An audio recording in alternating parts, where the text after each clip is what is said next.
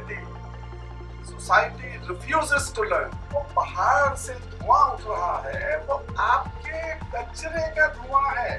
Half of it, more than half of it. Last few years or so, the Kolkata had been declared as one of the 122 non-academic cities of the country, meaning that the air quality during the winter is not fit for breathing.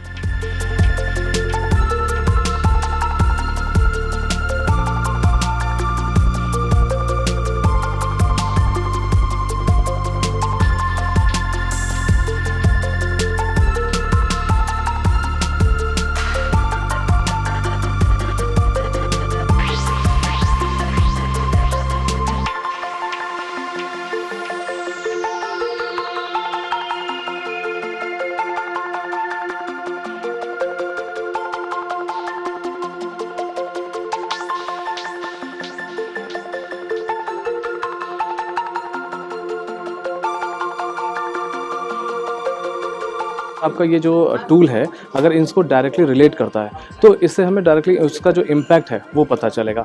It's a very simplified tool. It just gives you a number which is really stark and it kind of grabs your attention. When you talk of lifespan shortening by so many years, you don't need to be a scientist to understand that. A lay person can understand that.